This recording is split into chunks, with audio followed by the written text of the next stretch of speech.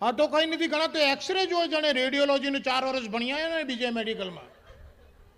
દર્દીના brown paper બેગમાં પેલા ખાટલાની પાછળની સાઈડે ક્લિપ કરેલો બ્રાઉન પેપર બેગમાંથી એક્સરે કાઢે, આમ કાઢે બહાર, ટ્યુબલાઇટ આમ ઊંચો કરીને કે કર.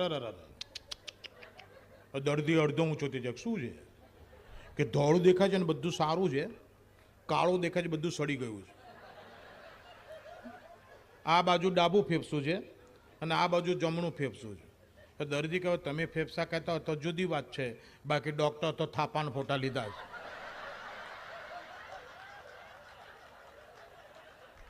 કશે કે ઘણીવાર એવું થઈ જાય છે.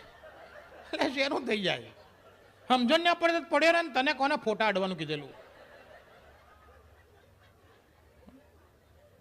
ઘણા તો ઊભા થાય ને ત્યાં સુધી ઘણા નહીં રહેતા. ઊભા થતા થતા દર્દીને શું કે ખબર છે, હજી આમ કેટલાક દિવસ પડ્યા રહેવાનું છે હોસ્પિટલમાં.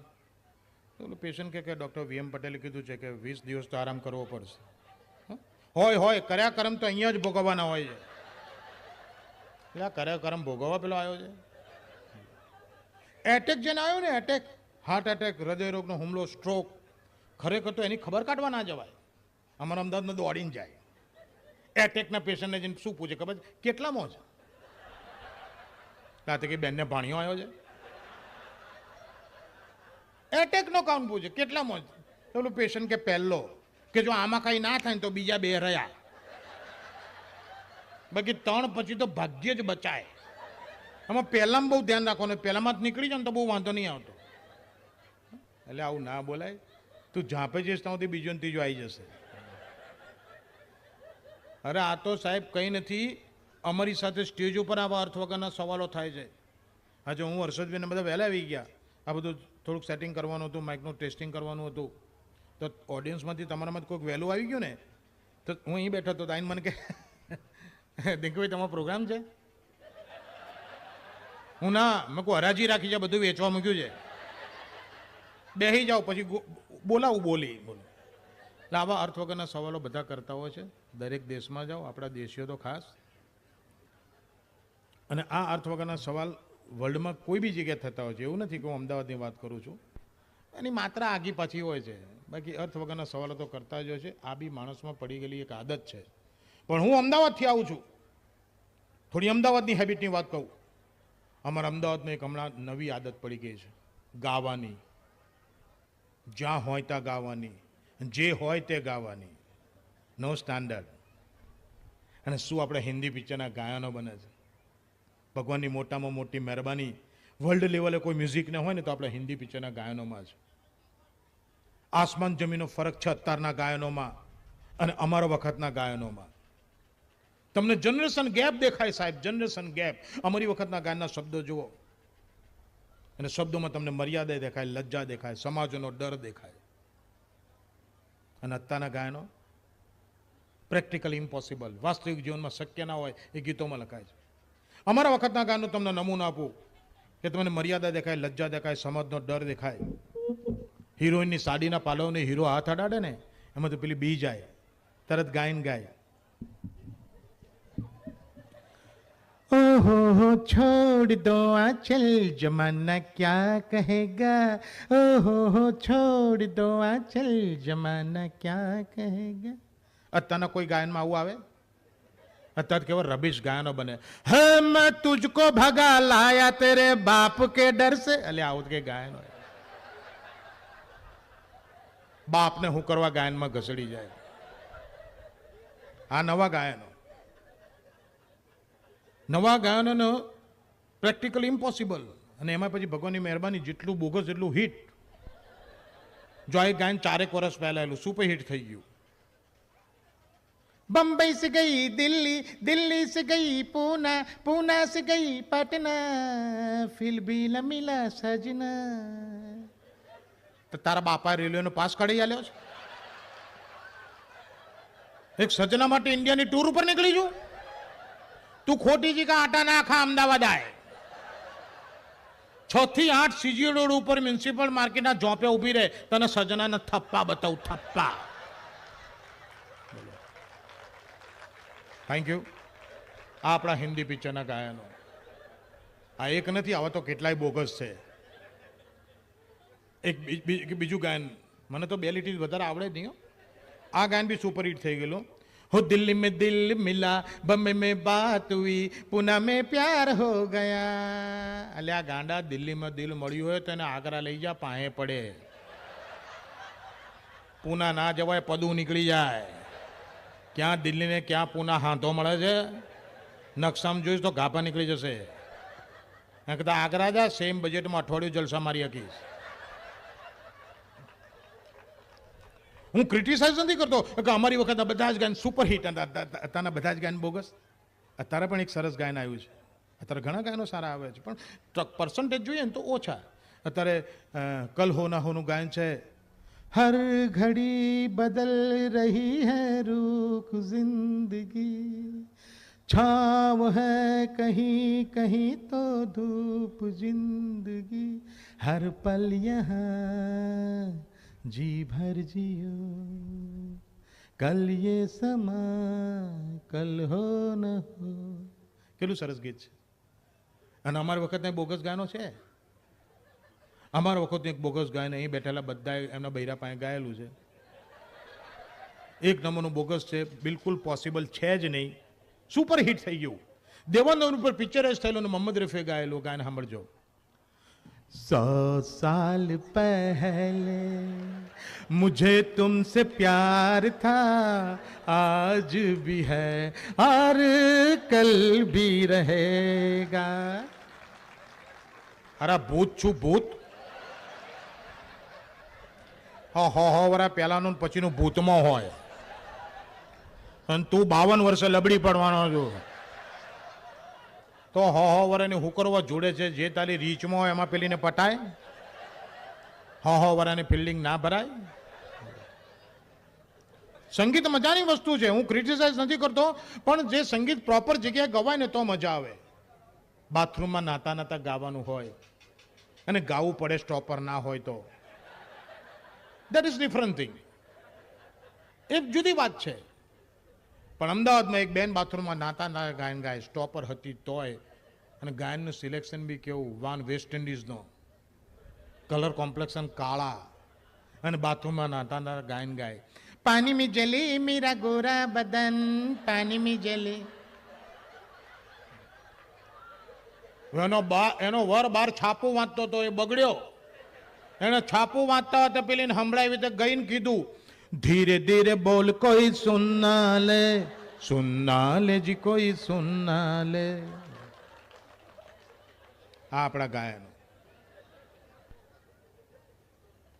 લગ્નની પહેલી વર્ષગાંઠ આવે, ફર્સ્ટ મેરેજ એનિવર્સરી હોય કે લગ્ન પછીની ફર્સ્ટ બર્થડે હોય ને પતિ માટે જે ગવાય એ સિલ્વર જ્યુબિલીમાં ના ગવાય. ગયા વર્ષે એક બેને એમના લગ્નના 25 વર્ષ પૂરા કર્યા. 250-300 મહેમાન બોલાવેલા, ઓર્કેસ્ટ્રાનો પ્રોગ્રામ, મને કોમેડીમાં બોલાવેલો. બેને મને કે દિનકરભાઈ, મારા મિસ્ટર માટે મેં ગાયન તૈયાર કર્યું છે, સરપ્રાઈઝ છે, અને મારે ગાવું છે, તમારું ઓર્કેસ્ટ્રા વગાડશે? મેં શ્યોર. કયું ગાયન છે? મને ગાયન કીધું. બહુ હિટ ગાયન હતું, બધાને આવડે. મેં કહું શ્યોર, હું તમારું નામ એનાઉન્સ કરીશ. પછી બેન સ્ટેજ ઉપર આવ્યા. જે લગ્નના પહેલા વર્ષે ગાવાનું એમને 25 વર્ષે ગાયું. આયા સામે એમના વર બેઠા છે.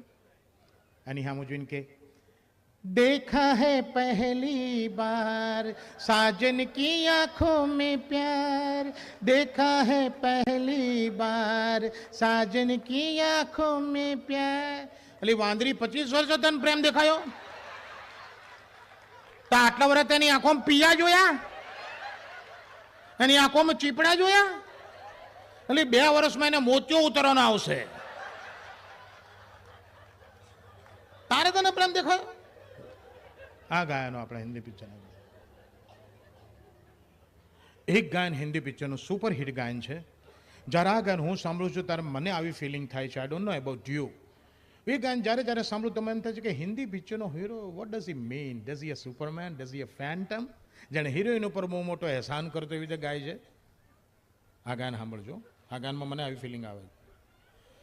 સુહાગ રાત હૈ, घूंघट उठा रहा हूं मैं. ઉપકાર કરે છે પેલી ઉપર.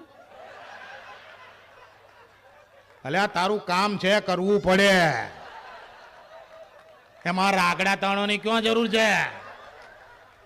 ના પોતે પડ્યો રે બોલો પડોશમાંથી કોઈને કે આના ઢોકણું ખોલી આલ ઢોકણું શું એક રાજવાળી ના જોઈએ હતું હવે આટા આવી ગયા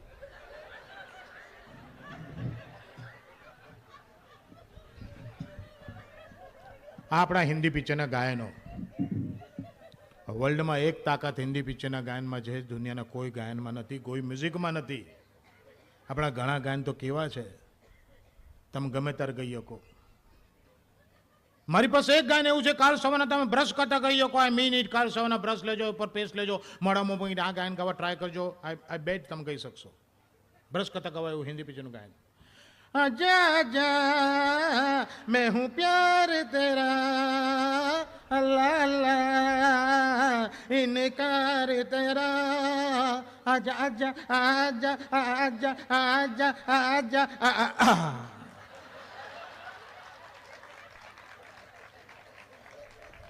હવે અહીં બેઠેલી બહેનો કદાચ એવું કે સોરી દિનકર ભાઈ અમારે બ્રશ કરતા નથી ગો અમે ક્યારે ગઈએ હવે બહેનો આ ગીત ગાવું હોય તો એ લોકોની પાસે વન મોર ચોઇસ વાળ ઓળતા ઓળતા ગઈ શકે अच्छा अच्छा मैं हूँ प्यार तेरा अल्लाह अल्लाह इनकार तेरा आजा आजा आजा आजा आजा आजा आजा आजा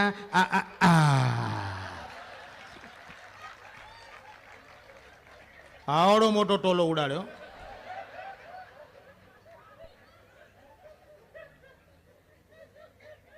ઘણા તો ટેવ પડી જાય છે ગમે ત્યારે ગાતા હોય ટાઈમ લિમિટ ના હોય રાતના 12:30 મિલમાંથી છૂટેલો કારીગર કાંકરિયાની પાળીઓ પર સાયકલ ઉપર ગાતો ગાતો આવે 12:30 1 વાગવા આવ્યો પોલીસો જોયું કે કોણ છે ડફોળ આટલો મોટેથી ગાય છે આટલો મોટેથી ઘાંટા પાડીને ગાય છે સાયકલ પર લાઇટ નથી આટલો મોટેથી કોણ ગાય છે એટલે પોલીસે બૂમ પાડીને કીધું કે રાત को 1 बजे कहाँ से आता है रात को 1 बजे कहाँ से आता है कितु ने पहला तो साइकिल पर गायन चालू मुझको इस रात की तन्हाई में आवाज न दो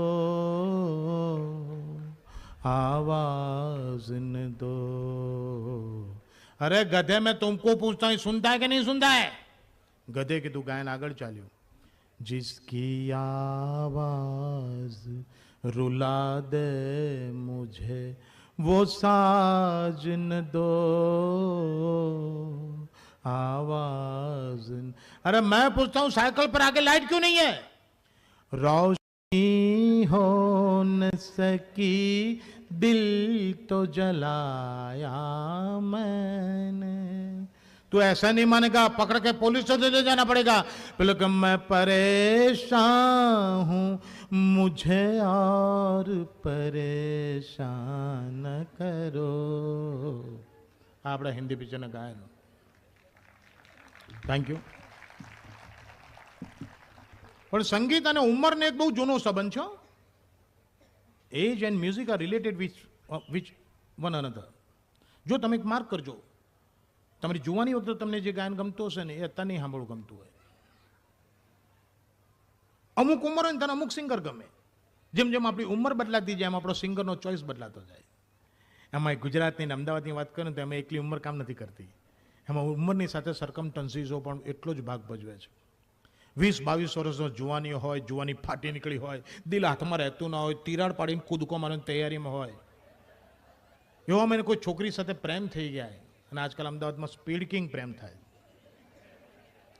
છોકરી શાક લેવા જાય તો શાકે લે તો પ્રેમમાં પડતી આવે ભલે ઢીચણ છોલાઈ જાય અને છોકરાઓ તો કેવા ગાંડા કાઢે કોલેજમાં જે બાજુની બેન્ચ ઉપર બેસતી છોકરી જો નોટ માગે ને કે તમે નોટ આપશો મેં 2 લેક્ચર મિસ કરે છે તો જરા કોપી કરી લો એમાં પેલો ગાંડો 500 રૂપિયાનું શર્ટ લઈ આવે ને 1000 રૂપિયાનું પેન્ટ લઈ આવે આખી સોસાયટી કે પેલી આપણી ફ્રેન્ડ છે લેક્ચરનું નોટ તો મારી જ વાપરવાની બીજા કોઈની પાસે નહીં વાપરે એટલે આ ગાંડા એક નોટ માંગી એમાં 1500 રૂપિયાનો ધુમાડો કર્યો તારા બાપા 15 દાડા મજૂરી કરે તારા આટલા પૈસા આવે છે અને ચપટીમાં વાપરી નાખ્યા એટલે આવું ગાણ પણ છવાઈ ગયું આવો પ્રેમ થઈ ગયો હોય અને આવા ટાઈમે કયો સિંગર ગમે ખબર છે પંકજ ઉદાસ ગમે. એક આવા ગાંડાઓ માટે પંકજ એ બહુ ગાયું છે. અને શા માટે પંકજ ગમે? ચાંદી જૈસા રંગ હૈ તેરા, ચાંદી જૈસા રંગ હૈ તેરા, સોને જૈસા બાલ, એક તું ही धनवान है गोरी, बाकी सब कंगाल. એક તું ही ધનવાન, બાકી બધા કડકા બાલો. આવું જોયું જ કોઈ દાડે? ચાંદી જેવા રંગને સોના જેવા વાળ. શનિવારે સાંજે હનુમાનજીની મૂર્તિને વરખ ચોંટાડે ને તારે આવવા લાગે. ક્યાં કોઈ અમેરિકન કે ઓસ્ટ્રેલિયન ડોશી હાવ ગયડી થઈ જાય ને તારે આવી લાગે. બધો કેસું એક તું હી ધનવાન, બાકી બધા કડકા બાલું. હવે કડકાઓ પોતે થઈ ગયો હોય. અમદાવાદમાં તો લોકો છોકરીઓ પાછળ એટલા બધા પૈસા વાપરી નાખે છે કે ઘણાને તો ફંડ ખૂટે તો ઓફિસમાંથી પ્રોવિડન્ટ ફંડ ઉપાડે. અમારે અડધું ફંડ વપરાઈ જાય. અડધું ફંડ વપરાઈ જાય પેલી છોકરીને પાછળ. પેલી છોકરી એક દાડો કે કાલ ઘેર આવશો? કેમ? એટલે ભૂલી ગયા, કાલ બળેવું નથી રક્ષાબંધન. પતી ગયું. અડધું ફંડ વપરાઈને રાખડી બાંધવાની આવી. હવે આવું થાય ને એટલે દિલ ભાંગી જાય. અને દિલ ભાંગે ને એટલે પંકજ વગર કીધે જતો રહે અને ઉદાસ પેલો થઈ જાય. પંકજ ઉદાસ માંથી પંકજ ગયો અને ઉદાસ પેલો થઈ ગયો. દિલ ભાંગી ગયું. અને દિલ ભાંગી જાય ને પછી મુકેશજી ગમે. મુકેશજીએ દિલ ભાંગેલા માટે બહુ ગાયું છે. અને દિલ ભાંગી જાય ને માણસનો આખો ગેટઅપ બદલાઈ જાય. જીન્સના જર્સી ઉપરથી લેંઘાના જબ્બા ઉપર આવી જાય. વાળ વધારે ને દાઢી વધારે ને બિંદાસ ફરતો હોય, દેવદાસ જેવો ફરે. આખો દાડો મુકેશના ગાયનો ગણગણતો હોય. આપણે આવા તૂટેલા જઈને કે શું થયું તારે પેલી જોડે કંઈક હતું ને, કંઈ પ્રોબ્લેમ થયો? આટલું કઈ એમ ગાયન ગાય મુકેશનું. વફા જિનસે કી बेवफा हो गए, वो वादे मोहब्बत के क्या हो गए, વફા જિનસે કી. હજી આવો વફામાન વાયદામાં પડ્યો છે. પણ એને ખબર નથી કે એને જે છોકરી સાથે પ્રેમ હતો એ છોકરીના 22મી કાશીરામ મોલમાં લગ્ન છે. પણ આનો કોઈ ભાઈબંધ જેના છોકરીના લગ્નની કંકોત્રી મળી જાય, 20 રૂપિયાનું પેટ્રોલ ઘરનું બાળીને પેલાને ઘેર જાય. આ વફા બાફા બંધ કર, મુકેશના ગાન બંધ કર. લે આ કંકોત્રી જે 22મી કાશીરામ મોલમાં તું મુકેશના ગાનમાં તૂટી ગયો ને પેલીનું ગોઠવાઈ ગયું ગધડા. હવા હળગેલો તો હતો, એમાં એને લીટર પેટ્રોલ છાંટ્યું એટલે મોટો ભડકો થયો. દિલ ભાંગી ગયેલું હતું ને ભાંગીને ભૂકો થઈ ગયો. પીસમાંથી કટપીસ થઈ ગયો. અને અમદાવાદમાં લોકો જાત જાતનું દાજે છે. હમણાં મારો ભાઈબંધ ગાલ ઉપર દાજી ગયો. મુક શું થયું? ગાલ ઉપર કેવી રીતે દાજ્યો? મને કે ઇસ્ત્રી કરતા કરતા. મૂકી ઇસ્ત્રી કરતા ગાલ ઉપર કેવી રીતે દાજ્યો? મેં કે ઇસ્ત્રી કરતો તો ને ટેલિફોનની ઘંટડી વાગી. આખી ઇસ્ત્રી પડીને એલો કર્યું, ચોંટી ગયો. એટલે કોઈ આવા ઇસ્ત્રીથી દાજે, કોઈ સ્ત્રીથી દાજે. હવે તો પેલાને હાવ આટા આવી ગયા. પ્રેમમાં હાવ નવરો થઈ ગયો. હવે તો પેલીનો લગ્ન છે, હવે કઈ ના થાય. આ માણસ પ્રેમમાં હાવ ભાંગી જાય ને પછી મુકેશજી જતા રહે. પછી એને રફી ગમે, મોહમ્મદ રફી. અને શા માટે રફી ગમે? રફી હાવ ભાંગેલા માટે બહુ ગાયું છે. એનું એકલાનું તૂટી ગયો હોય પણ આખા ગામમાં ઘાંટા પડે, આખા ગામને સલાહ સૂચનો આપતો થઈ જાય.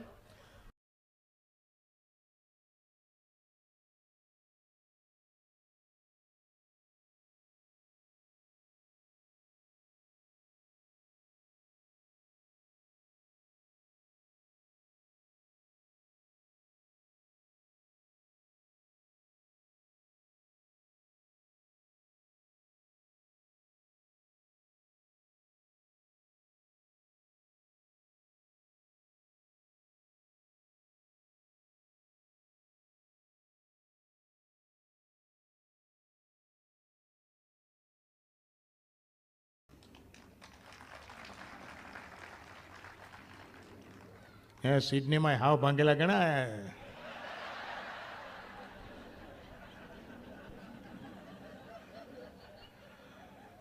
અત્યારથી તેને એનું ગાયું. હવે ગામને સલાહ આપે છે આ લીટીમાં, કહ દો કોઈ ના કરે યહાં પ્યાર. અલા તારું હાચીને બેહીરેન ભાઈ, તારા ઠેકાણા નહીં, તારા ટિફિનમાં કોઈ બીજો જમે છે અને તું અહીંયા ડોલચા લઈને નીકળ્યો છું.